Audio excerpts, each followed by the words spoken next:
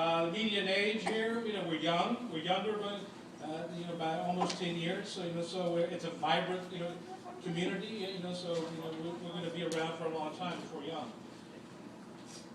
Median household incomes. This is where where the rubber starts hitting the road. The 48,000 that you see here is the highest household average of any state in the country. The average in the United States among Latinos is 38,000. So we're spending 10,000 more per household in New Jersey than anywhere else in the country.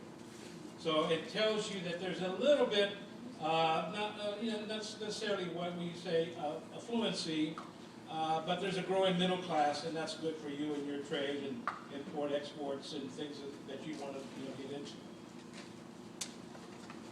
One of the things that people like to always point to is the amount of spending that Latinos do in America.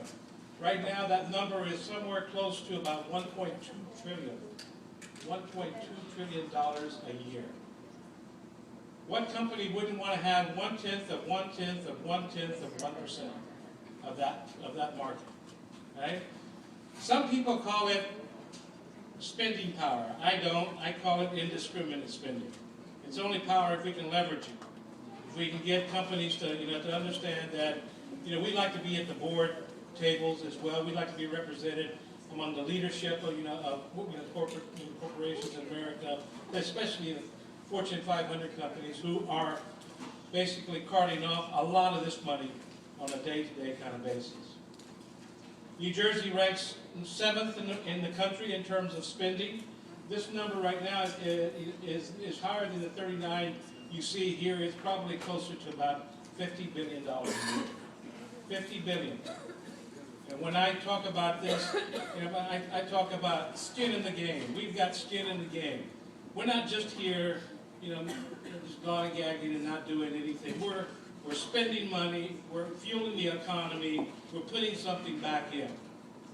Understand that. So when we talk about progress, this is part of the economic progress. That is definitely a contribution to to the economy of New Jersey, the economy of any state in the country where we are. This shows you the amount of spending that has been done in New Jersey. It shows that it's almost been doubling about every 10 years. And so with the population growing as it has been growing, it's going to continue to to maintain that kind of ascension there in terms of the numbers. So it's a good situation for us. It's a good time to be a Latino in New Jersey or anywhere. I looked at it in terms of the total spending in New Jersey, New York, Pennsylvania, and Connecticut. And you can see that in 2010, it's $145 billion in the tri-state area, and if you look down at Philadelphia as well. So, is that skin in the game? That's serious skin in the game when you're spending $145 billion a year. And then it's projected to be upwards of 200 in just a short time by the year 2015. So it's a good situation. What are we spending money on? Well, the usual: groceries, phone services, apparel, footwear. Where we spend less money: alcohol, tobacco, healthcare, entertainment. Interesting that entertainment is on that side, because you would think that it would be higher. I think this particular category would probably be recategorized the next time this report is done. Latino-owned businesses.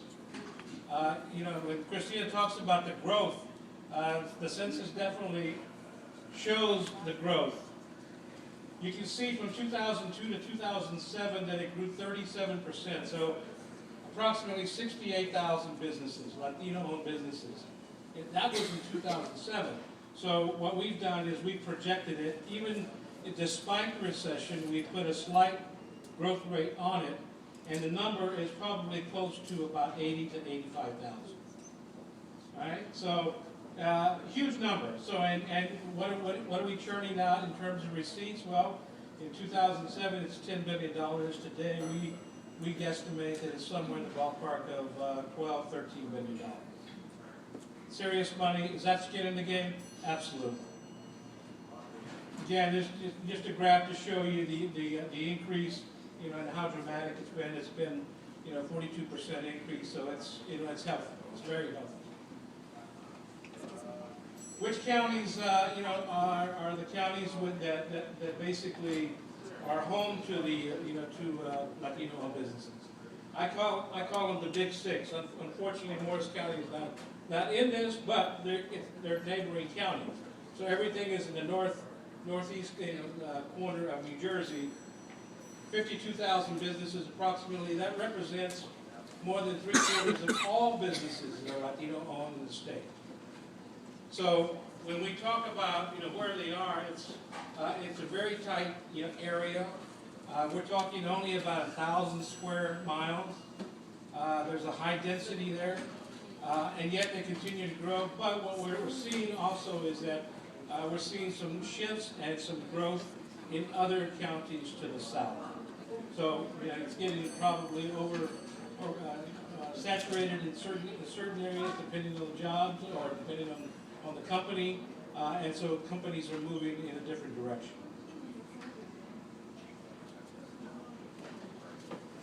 Again, I looked at it from the point of view of the tri-state area in terms of the number of businesses total number of businesses. We've got almost 300,000 businesses that are Latino-owned. It's a huge number, again, in terms of what's going on in the area. When we talk about, you know, Colombians, for example, there's 100,000 here in New Jersey. There's another 150,000 in New York. You know, you've got a concentration of Colombianos here that are, you know, heavily involved and deeply involved in terms of the economy of the state. More information that, you know, that I can certainly share with you later. Again, it's a very quick run through. I can make this in a presentation available to you. I have a lot more, but you know, it depends on what you're looking for, what kind of information that you need. Our